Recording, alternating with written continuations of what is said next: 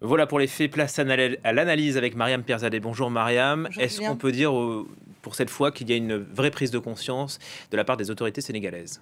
Oui, c'est en tout cas, ce que donne à voir, le discours qu'on vient d'entendre. Il y a une émotion en fait très, très forte au sein de la population et dans la presse sénégalaise. En fait, c'est le drame de trop, qui amène à cette question collective. Pourquoi? Pourquoi la jeunesse sénégalaise, elle risque sa vie dans des petits, bateaux, très dangereux pour quitter le Sénégal? Le journal Dakar Matin, écrivait quelques heures après: «Qui pour leur dire que la vie, elle est ici, dans ce pays et maintenant? C'est de notre responsabilité collective». Ça résume bien l'état d'esprit du moment parce qu'en fait les chiffres parlent d'eux-mêmes. Au total, plus de 22 300 migrants ont débarqué aux Canaries depuis janvier 2024. C'est le double de l'année d'avant et parmi eux, énormément de Sénégalais puisque le Sénégal est la porte en fait vers l'Atlantique depuis l'Afrique. En juillet dernier, il y avait déjà eu donc un drame. Le Premier ministre Ousmane Sonko avait déjà lancé cet appel à la jeunesse de son pays. Votre avenir ne se trouve pas dans les pirogues, mais il se trouve ici, au Sénégal. Et ce naufrage avait coûté la vie à 89 personnes, 89 candidats à l'exil. En fait, le message que les autorités veulent faire passer est que l'avenir de ces jeunes se trouve évidemment au Sénégal. Il ne se trouve pas sur la route de l'exil, mais ça montre en fait en filigrane les limites de l'économie sénégalaise, un chômage très important, un manque d'avenir dans le pays. Et il faut dire que la jeunesse, c'est l'un des défis, c'est le défi du pays. 3/4 des Sénégalais ont moins de 35 ans.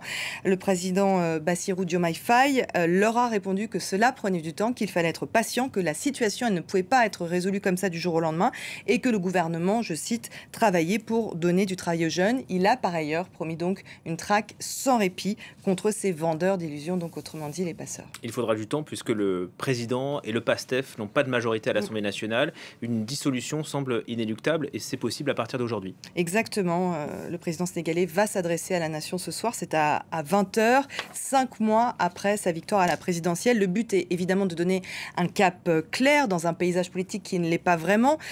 Il devrait donc sans surprise, vous l'avez dit, annoncer la dissolution du Parlement. C'est à partir d'aujourd'hui qu'il peut le faire pour déclencher des élections législatives qui doivent avoir lieu entre 60 et 90 jours, en espérant gagner évidemment une majorité au Parlement pour appliquer donc cette grande politique qu'il a promis, cette grande politique de changement qu'il promettait avant son élection et surtout cette fameuse chasse à la corruption avec des audits sur la gestion de l'argent public sous la présidence de Macky Sall qui ont pour beaucoup été lancés pour l'instant. Mais pour le moment, il n'y a pas beaucoup de changements, en tout cas de changements notables, à part quelques audits, toujours pas de discours, de politique générale devant le Parlement par le Premier ministre, Ousmane Sonko, puisque le tandem qui dirige le Sénégal, Bassirou Diomaye Faye et donc son Premier ministre Ousmane Sonko, ont peur aussi d'une motion de défiance. C'est un peu l'épée de Damoclès au-dessus de leur tête, car au sein de ce Parlement sénégalais, il y a encore beaucoup de pro-Macky Sall, du nom de l'ancien président, qui détiennent encore cette majorité.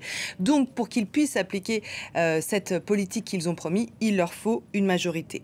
Il y a bien eu quelques petits changements, mais vraiment à la marge, des baisses de prix sur des produits de première nécessité ou encore une timide réforme de la justice qui a été engagée, mais ce n'est pas suffisant pour l'opposition qui évidemment ne reste pas les bras croisés depuis cette élection et qui dénonce l'inaction du nouveau président et de son Premier ministre Ousmane Sonko qui a promis il y a 12 jours une tolérance zéro pour la corruption et qui a laissé planer quand même une petite menace pour les anciens, pour les pro Macky Sall qui eux dénoncent une chasse aux sorcières à venir.